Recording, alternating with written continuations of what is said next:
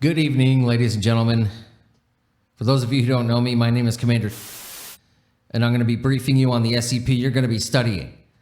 What we're looking at today is SCP-1129, Object Class Euclid. Special Containment Procedures. SCP-1129 is to be contained in a 3 meter by 3 meter by 3 meter chamber in the high security wing of Site-83.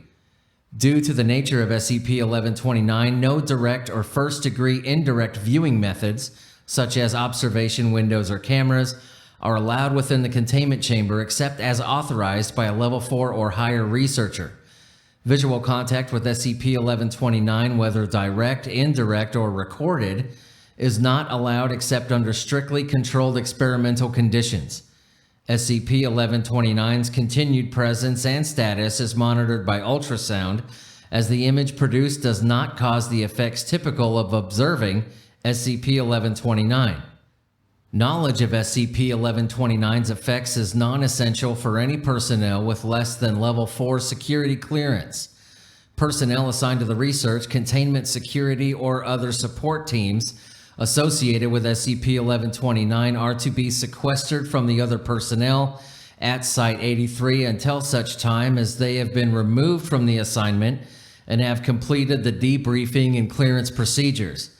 If any personnel at Site-83, whether assigned to SCP-1129 or not, begin to exhibit the Stage 1 or Stage 2 symptoms described, that I'll do here in just a second, they are to be administered Class B amnestics immediately and must receive a psychological examination to determine the severity of after effects, with further psychological treatment made available as necessary.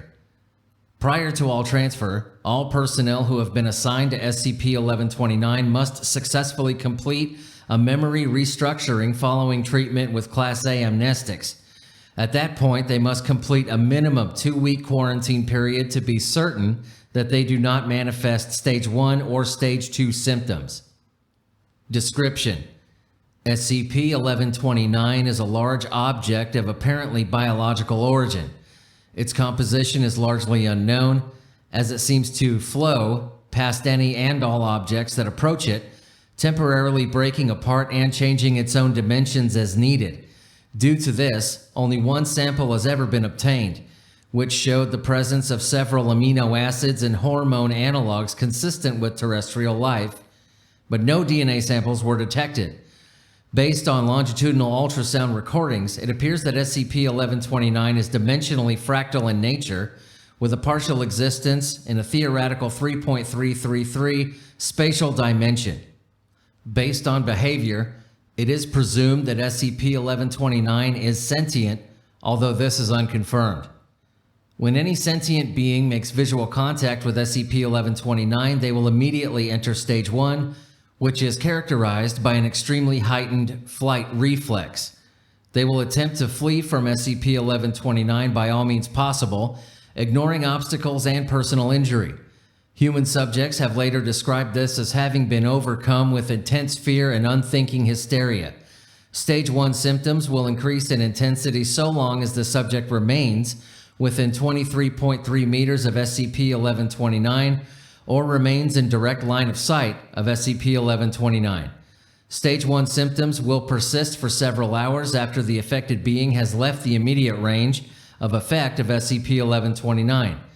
If the affected subject is unable to leave the range of effect, they will exhibit increasingly frantic behaviors until finally expiring.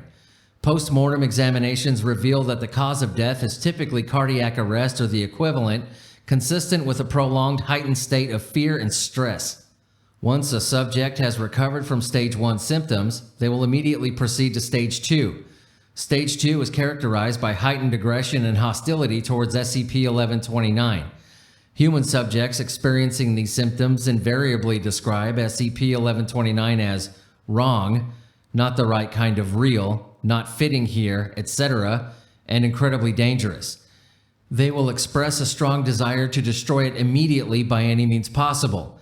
If the animal subject to Stage 2 symptoms is not able to convince others to assist them in destroying SCP-1129, they will attempt to do so on their own, up to and including breaching containment on SCP-1129 or other SCP items believed to possibly be useful in the destruction of SCP-1129.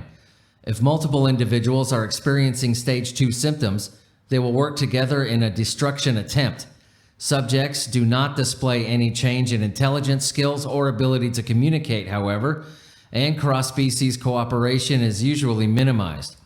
No other change in behavior or motivation is noted, and subjects experiencing Stage 2 symptoms will pause in order to eat or sleep, although they return to their destruction attempts as soon as feasible. However, upon seeing SCP-1129, subjects will promptly return to Stage 1 with no apparent memory of having experienced it before, beginning the cycle again. This cycle will continue unabated until the subject has either died or been administered amnestics.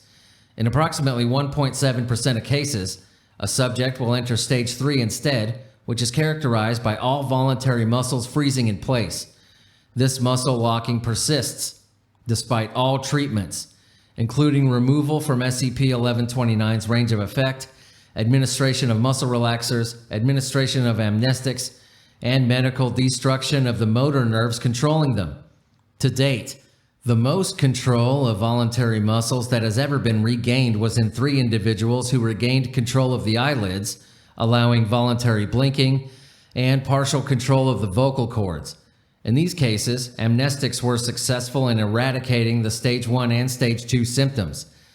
Video feeds and photographs of SCP-1129 produce an identical effect, although artist renditions have no effect. It has now been determined that transition into Stage 3 may be caused by any significant knowledge of the nature of SCP-1129's effects. SCP-1129 is now considered a Grade 3 info hazard and has been upgraded to Euclid. Now, the addendums. On April 19th, researchers assigned to SCP-1129 began to share the consensus that SCP-1129 was incredibly dangerous and submitted multiple requests for its decommissioning, all were which denied. A new team of researchers were assigned, but within 30 days, they exhibited the same opinions as the previous team. Subsequent research teams have displayed the same effects, despite updated containment procedures. Teams of researchers are now to be cycled on a bi-weekly basis, as that seems to slow the onset of the info hazard aspect of SCP-1129's effects.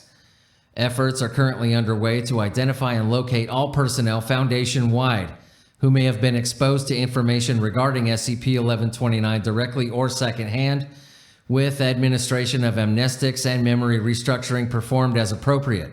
As of the date of this report I'm reading, personnel have been identified and successfully treated. All right, ladies and gentlemen, that was SCP-1129 dismissed.